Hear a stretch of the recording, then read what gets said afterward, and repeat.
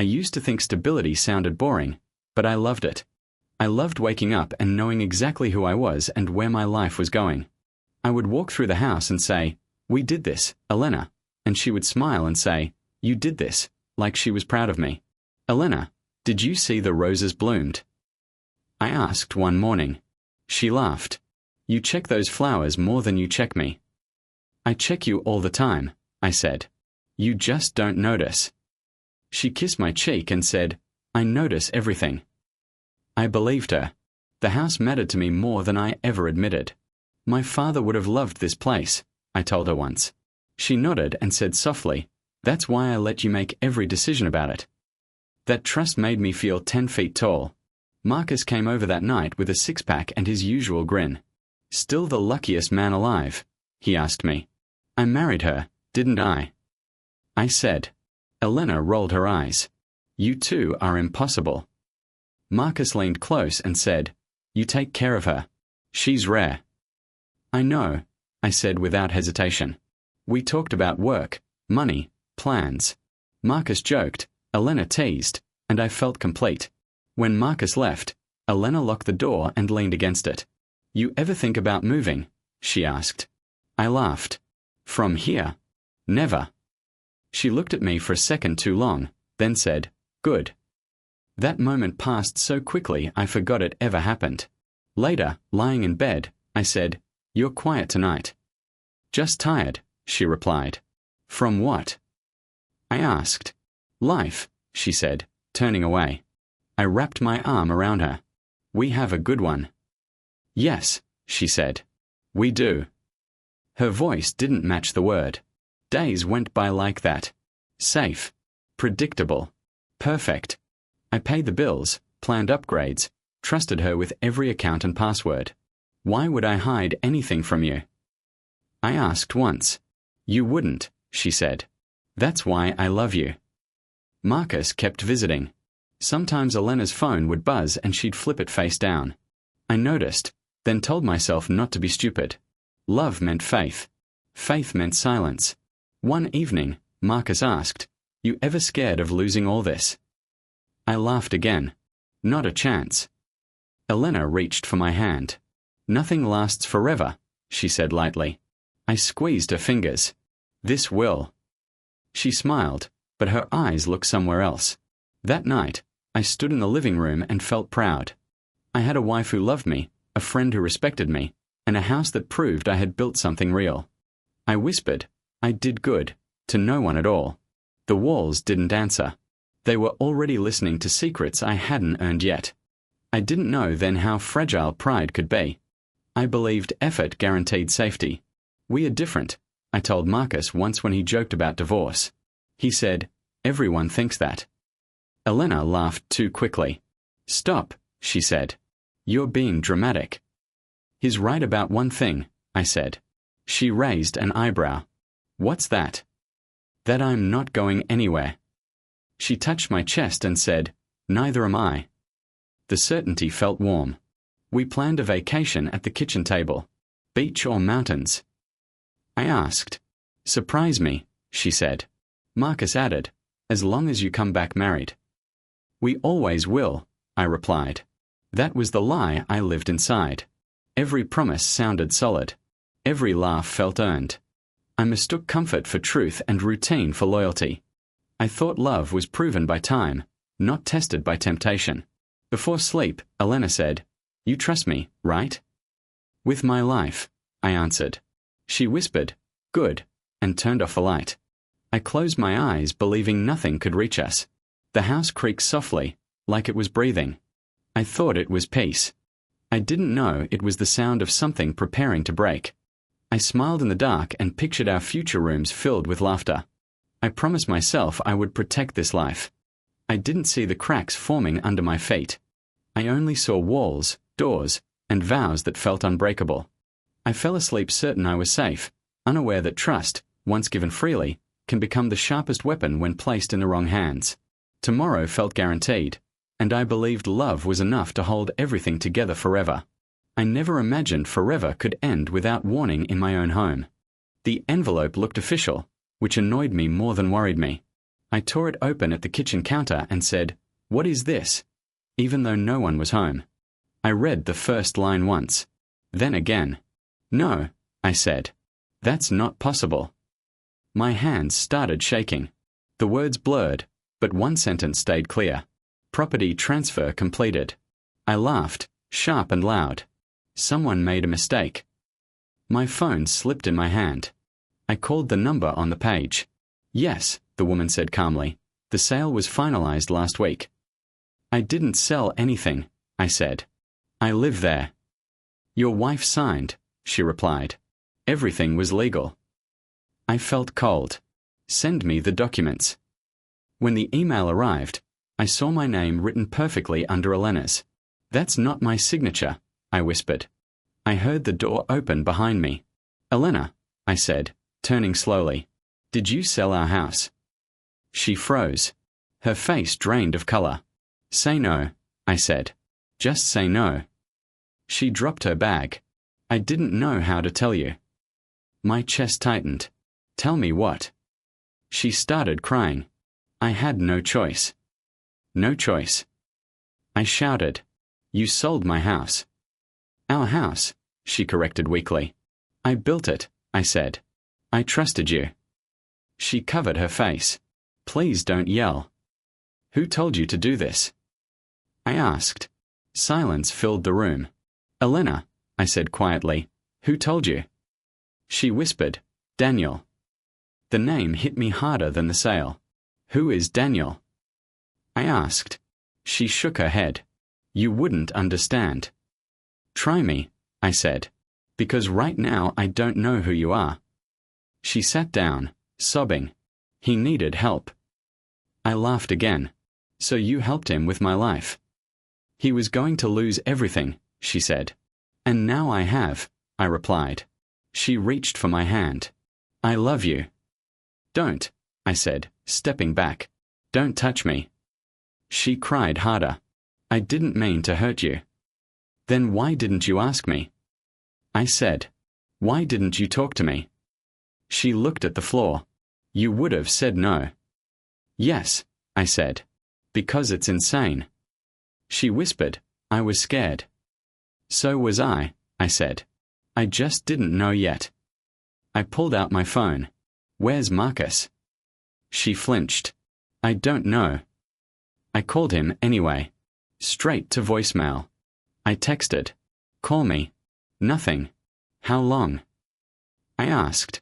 She hesitated. "A year." "A year?" I repeated. "You lied to me for a year." She cried into her hands. I tried to stop. "When?" I asked. "After you signed my name." She looked up. "I needed the money." "For him," I said. She nodded. "Does he love you?" I asked. She didn't answer. "That's what I thought," I said. My heart pounded like it wanted out. "I trusted you with everything," I said. "My money. My name.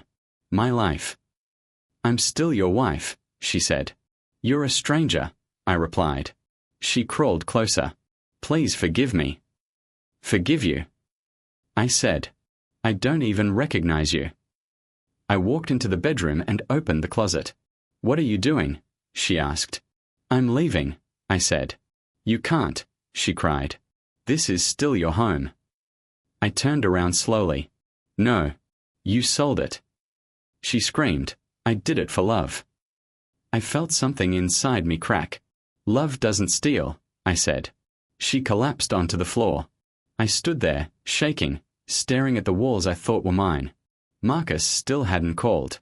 Daniel's name echoed in my head. I realized the house wasn't the first thing I lost. It was the last thing I discovered. When I walked out, Elena shouted, "Where will you go?" I didn't answer. The door closed behind me with a sound that felt final. I stood outside, breathing hard, holding papers that proved my life could be erased with a pen. I whispered, "This isn't real." But it was. And nothing would ever be the same again. I went back the next night because silence was killing me. Elena sat at the table like she had never moved. I said, "Talk," and she flinched. "You left," she said. I came back, I replied. Start explaining. She wiped her face. His name is Daniel. I know the name, I said. I want the truth. She took a breath. I met him before you. That doesn't help, I said. Try again. He was charming, she whispered. Ambitious. And married.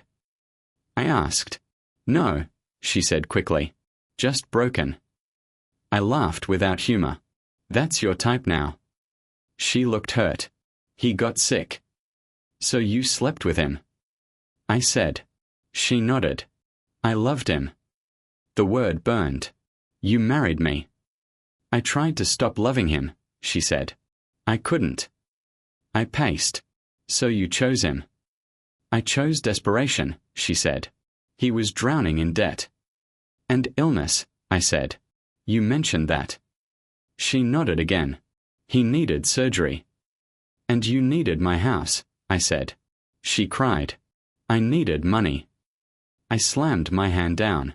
You needed permission. You would have said no, she repeated. Yes, I said. Because I wasn't sleeping with him. She whispered. Marcus helped. My stomach dropped. Helped how? He handled papers, she said. Introductions. My best friend, I said. Of course. She grabbed my sleeve. Please don't hate him. I already do, I replied. I asked, where is Daniel now? He left town, she said. After the money cleared. I asked. She looked away. I said, did he promise you anything? She whispered, a future. With you? I asked. She hesitated. With security. I laughed. So he bought you hope. That's not fair, she said. Neither was forging my name, I replied. She cried. I was scared of losing him. I said quietly, I lost everything. She said, I still chose you in the end. You chose yourself, I said. I pulled out my phone. I'm finding him. You can't, she said. He's fragile. So was my trust, I said. Later, alone in my car, I searched his name. I said, Daniel Cross, like saying it would make him real. The records appeared fast. Lawsuits. Loans. Medical bills. I whispered, you used her. The truth hurt more than anger. He wasn't powerful. He was pathetic. Marcus finally texted. Let's talk. I replied, never again. He called. I was trying to help. You helped destroy me, I said. Elena called again. He loved me, she insisted. He loved your access, I replied. You're cruel, she said. No, I said. I'm awake. She sobbed. I ruined everything. Yes, I said. You did. She asked, what are you going to do? I'm going to remember, I said.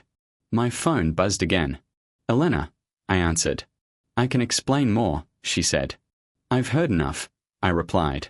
You don't understand what he meant to me, she said. I understand what you did to me, I said. She whispered, I was lonely. So was I said. I just stayed loyal. She cried, please don't investigate him. That fear tells me everything, I said. She said, Marcus will talk to you. He already chose, I replied. You're changing, she said. Yes, I said. Because you changed me. She said, I still love you. Love doesn't hide, I replied. She hung up. I sat there counting breaths. I said out loud, this is real. The shock faded, replaced by focus. I didn't want revenge yet. I wanted truth. I wanted names, numbers, and proof. I closed my eyes and said, I won't beg. The man I used to be would have cried. I didn't. Ryan opened the door and said, you look like hell. I feel worse, I replied. He stepped aside. Come in. Floor's yours. I dropped my bag and said, I won't be long. He snorted. Nobody ever is. That first night, I lay on the floor staring at the ceiling. I whispered, how did I miss it? Ryan asked from the couch, miss what? Everything, I said. Sleep didn't come. Memories did. Elena laughing. Marcus drinking. The house breathing around me. By morning, Ryan handed me coffee and said, "You didn't sleep." "I don't deserve to," I replied. He sat across from me. "You didn't do this." "I trusted her," I said. "That feels worse." Ryan said, "Trust isn't weakness." "It feels like it," I said. Days blurred. Nights stretched. Ryan asked, "You eating?" "I forget," I said. "You talk to her?" he asked. "No," I lied. My phone buzzed constantly. "I can't block her yet," I admitted. Ryan nodded. Pain wants answers. One night, I said, "If I forgive her, it stops hurting."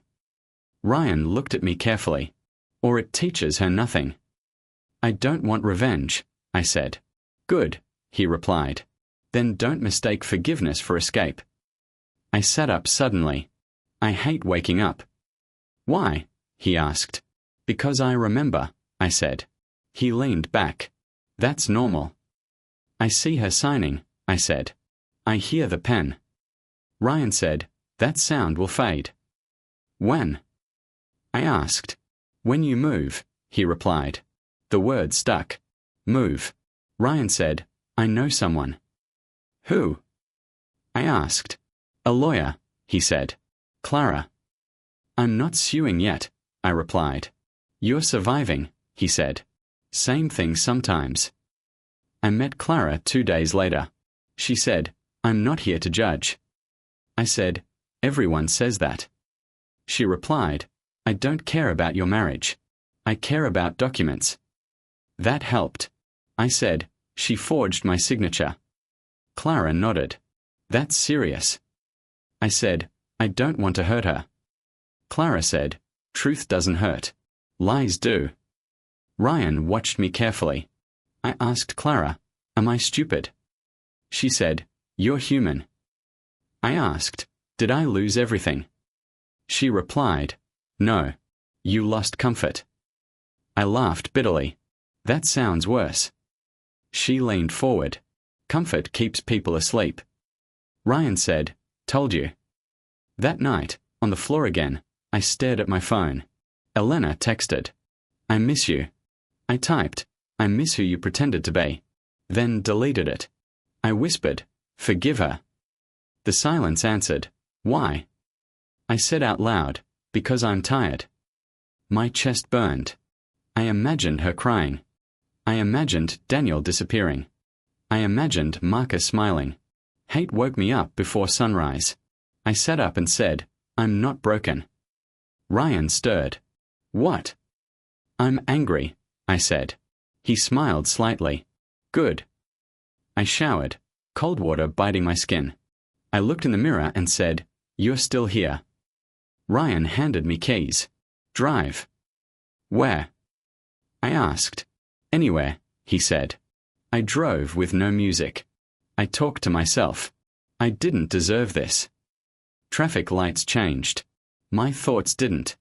I parked and called Clara. "I want copies," I said. She replied, "I'll prepare everything." I hung up and felt something settle. Not peace. Purpose. That night, I told Ryan, "I won't forgive her yet." He nodded. "You shouldn't." "I don't know what I'll become," I said. He said, "Someone awake." I lay back down on the floor. It still hurt. But pain felt like energy now, not weight. I whispered, "Break me or build me." Sleep came softly.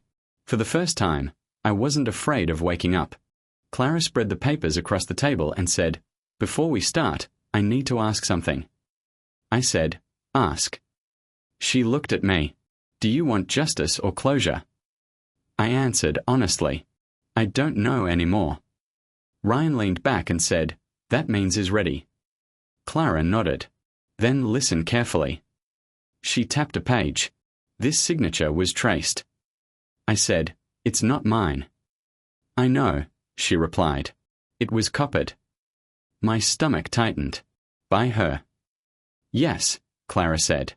"And someone helped submit it." I didn't ask the name. She said it anyway. "Marcus." I closed my eyes. I trusted him. Ryan said quietly, "That's done." Clara continued, "Money moved through 3 accounts." I asked, "Daniel's?" "Eventually," she said. "But Marcus processed the transfer." I laughed once. "Of course he did." Clara said, "This wasn't emotional. It was coordinated." That word stayed with me. Coordinated. I said, "So I wasn't paranoid." "No," she replied. "You were exploited." I rubbed my face. I hate that word. Nathan entered then, calm and silent. Clara said, "This is Nathan." He nodded. "I track financial trails." I said, "You're good." He replied, "I'm quiet." I liked that. Nathan said, "Daniel Cross has a pattern." I leaned forward. "Tell me." "He finds people with access," Nathan said, "then disappears." I said, "Elena wasn't special." Nathan shook his head. "She was convenient." That hurt more than I expected. Ryan said, "That's not on you." I said, "It feels like it." Clara looked at me. "You're allowed to change now." I asked, "Into what?" She said, "Someone who doesn't ask permission to protect himself." Nathan slid a folder toward me. "Sign here," he said. "Authorization." I stared at the line. Ryan asked, "You okay?" I said, "I'm deciding who I am." Clara said, "This path has consequences." "I know," I replied. Nathan added, "Once this starts, it won't stop." I looked at my hands. "Neither will I." I signed. The pen felt heavier than it should have. Clara said, "That's step 1." I asked, "What about her?" Clara said, "She'll be notified." My chest tightened. "I don't want her arrested." Clara replied, "You don't control outcomes." I said, "I don't want to be cruel." Nathan said, "Truth isn't cruelty." Ryan nodded. "You didn't create this." I whispered, "But I'm feeding it." Clara leaned in. "You're ending it." My phone buzzed. "Elena." I didn't answer. Ryan said, "You don't owe her access." I said, "I owe myself clarity." Nathan said, "We'll find everything." "How long?" I asked. "As long as it takes," he replied. I stood up. "Then I'm in." Clara asked, "Any doubts?" I paused. "I worry I'm becoming cold." She smiled faintly.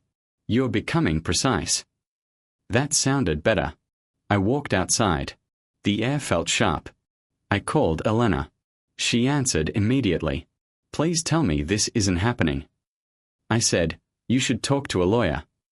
Her breath hitched. "You're doing this to me." "I'm responding," I replied. She cried, "Marcus said you wouldn't." I said, "Marcus doesn't speak for me." She begged. I was scared. "So was I said. "I just didn't steal." She whispered, "You're punishing me." I said, "I'm choosing myself." She said, "You're changing." "Yes," I replied. "On purpose." I hung up. Ryan came beside me. Point of no return. I nodded. "I know." Inside, Clara stamped the documents. She said, "Filed." The sound echoed. I felt fear, guilt, and something stronger. Resolve. I said quietly, "This is who I am now." No one argued. That silence felt earned. I didn't call anyone. I didn't warn anyone. I watched. Nathan called first. Daniel's accounts are frozen. I said, "Already." He replied, "Creditors moved fast." I closed my eyes. "Good." He added, "His business partners walked." "Of course they did," I said. Nathan paused. "You okay?" "I feel quiet," I answered. Ryan noticed it too. "You're calmer," he said. "I'm tired of yelling," I replied. Marcus texted that afternoon. "We need to talk." I showed Ryan. He said, "Don't answer." "I won't," I replied. Minutes later, another text came. I lost my job. I didn't respond. That silence felt louder than anything I could say. Elena called at midnight. I answered. She whispered, "Please." I said, "It's late." "I can't sleep," she cried. "I used to say that," I replied. She sniffed. Daniel disappeared. "I know," I said. "How?" she asked. "I stopped saving him," I replied. She sobbed. "Everything is falling apart." "Yes," I said calmly. "That's what happens." She asked, "Are you happy?" I thought about it. "No." "I'm steady." She said, "I'm scared." I replied, "So was I." She begged, "Talk to Marcus." "I already did," I said. "When?" she asked. "When I stopped trusting him," I replied. She whispered, "You're cold." I said, "I'm done bleeding." She hung up. Ryan looked at me. "You okay?" "I didn't shake," I said. He nodded. Power shift. Days passed. Nathan called again. Marcus is being questioned. I asked, "By who?" "Internal audit," he replied. I smiled slightly. He always hated numbers. Nathan added, "Daniel filed bankruptcy." I leaned back. Karma whispers. Nathan laughed once. "That's accurate." I stopped checking my phone constantly. I started running in the mornings. Ryan said, "Look at you." "I need my body back," I replied. He said, "You're rebuilding." "I'm choosing," I corrected. Elena kept calling. Sometimes crying. Sometimes angry. Once she said, "You're enjoying this." I replied, "I'm surviving it." Another night, she said, "Say something." I answered, "I already did." "What?" she asked. "Nothing," I said. "That's the point." Silence became my boundary. Clara checked in. She said, "No action needed yet." I said, "Good." She asked, "You holding up?" "I'm learning restraint," I replied. She smiled. "That's growth." I opened a new account, closed old ones, changed passwords. I told myself, control is quiet. Marcus finally called. I let it ring. Ryan said, "You don't owe him." "I know," I replied. Marcus left a voicemail. I was trying to help. I deleted it. Nathan updated me again. Daniel's medical appeal was denied. I felt a sting. I said, "I didn't want him dead." Nathan replied, "You didn't cause this." I breathed out. "I know." Elena sent a message. "I miss us." I typed, "There is no us." Then deleted it. I didn't send anything. That felt stronger. One morning, Ryan asked, "How does it feel?" I answered honestly, like watching a storm from indoors. He nodded. "You're safe now." I shook my head. "I'm awake." Elena called again. I answered. She said, "I'm losing everything." I replied, "You already did." She cried, "You're punishing me." I said, "I stopped protecting you." She whispered, "I don't recognize you." I said, "Neither do I." She hung up softly. That night, I lay in bed, not on the floor. I said out loud, "This is enough." My phone stayed silent. For the first time, the quiet didn't scare me. It held me steady. I wasn't chasing revenge. I wasn't begging for peace. I was standing still while consequences moved around me. Karma didn't scream. It whispered. And I listened without fear. I met Elena at a quiet cafe because she said she couldn't breathe anywhere else. I said, "You look different." She whispered, "I feel empty." I replied, "Sit down." She sat and stared at her hands. "He left," she said. I asked, "Daniel?" She nodded. "When the money stopped." I said, "I know." She looked up fast. "You knew?" "Yes," I replied. "I stopped saving him." Her lips shook. "He promised he loved me." I said, "He promised himself." She cried, "I ruined my life." I answered, "You chose it." She reached for me. "Please forgive me." I pulled my hand back. For what? For love, she said desperately. I said, love doesn't empty someone else. She sobbed. I thought you'd understand. I understand everything now, I replied. She said, Marcus said you'd soften. I laughed quietly. Marcus isn't here. She asked, what do you want from me? The truth, I said. I told you, she cried. No, I said. You explained yourself. She froze. I continued, you didn't respect me. She whispered, I was scared. So was I said. She said, Daniel is gone. I replied, that doesn't change anything. She asked, is there a chance? I answered, not like before. She leaned closer. I'll do anything. I said, you already did. She broke down. I loved you too. I said, then you wouldn't have signed. Her voice cracked. Marcus helped me. I nodded. I know. She said, he's not answering. I said, he won't. She asked, why? Because he was arrested, I said. Her eyes widened. What? Forgery, I replied. Fraud. She covered her mouth. This is my fault. I said, actions travel. She shook. You called the police. I followed the law, I said. She whispered, you hate me. I said, no. She looked confused. Then what? I released you, I replied. She cried harder. That sounds worse. It's quieter, I said. She asked, can you forgive me? I paused. I can, I said. Hope flashed in her eyes. But I won't come back, I continued. Her face collapsed. I said, forgiveness isn't return. She whispered, then why forgive? So I don't carry you, I replied. She stared at me. You're done. Yes, I said. She begged, please don't leave me alone. I stood. You were never alone. She said, you're cruel. I answered, I'm free. I placed money on the table. She asked, is this goodbye? I said, it already was. I walked out while she cried behind me. Outside, my phone rang. Nathan said, Marcus was booked. I replied, thank you. He asked, you okay? Yes, I said. I looked up and breathed. Forgiveness didn't fix her.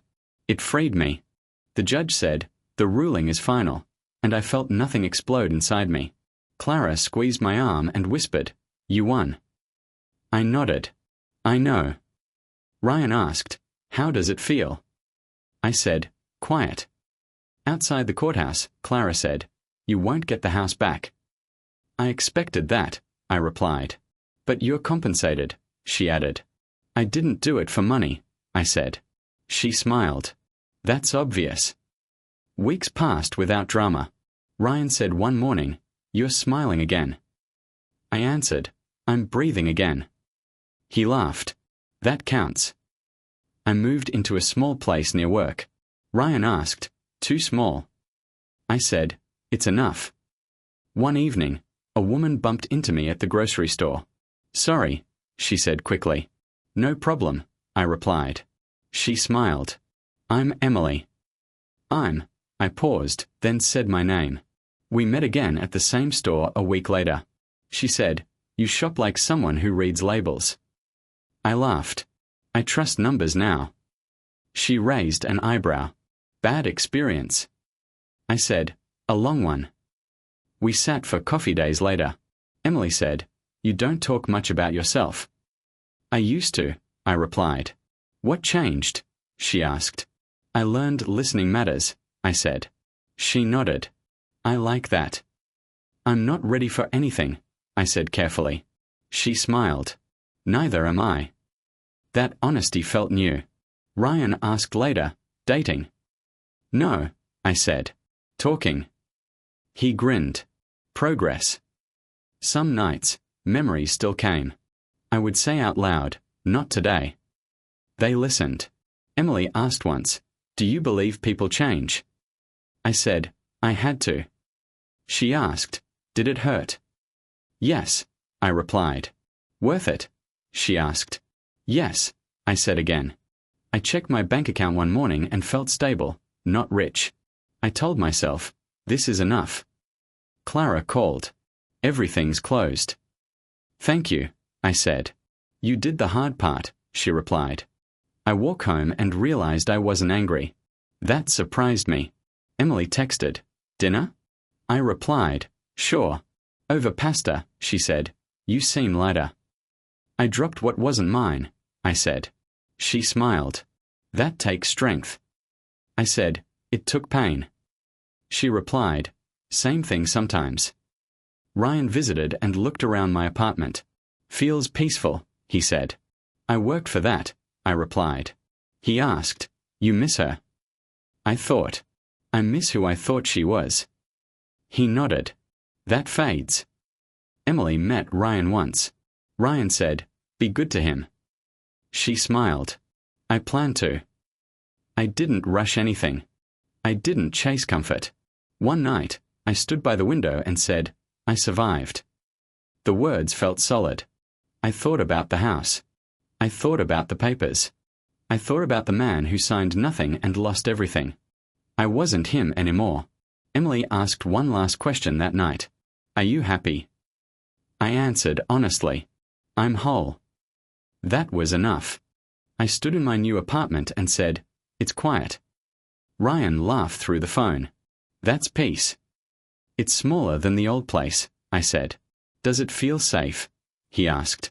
"Yes," I replied. "That matters."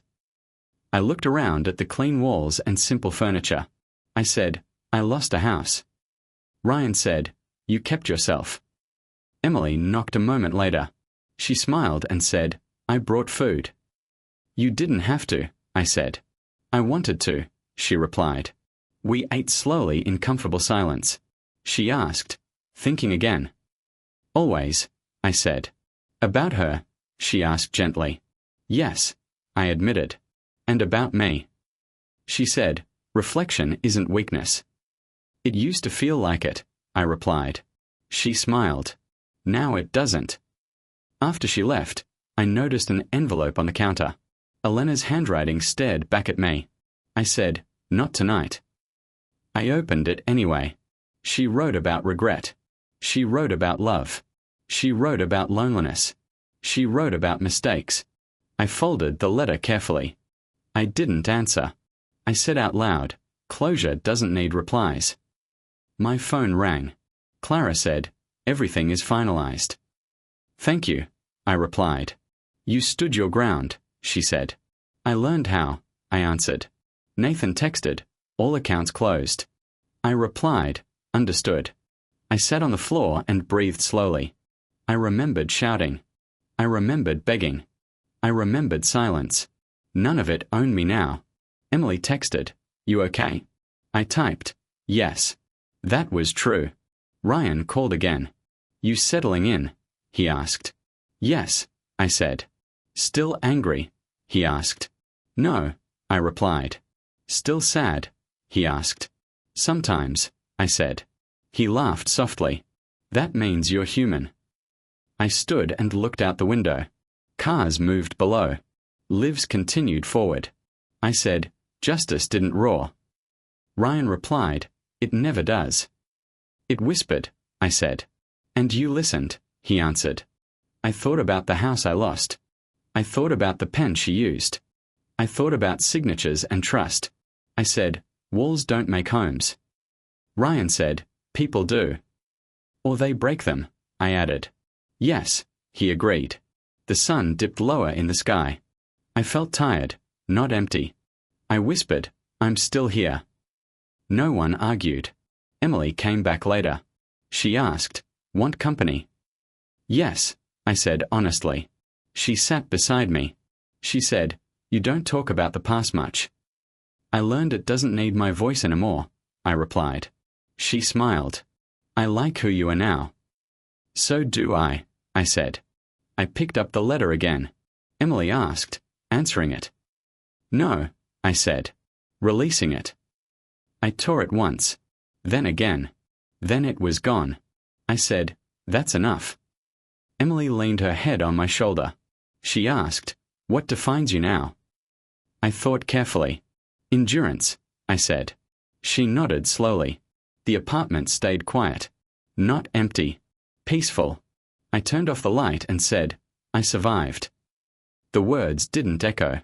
They settled.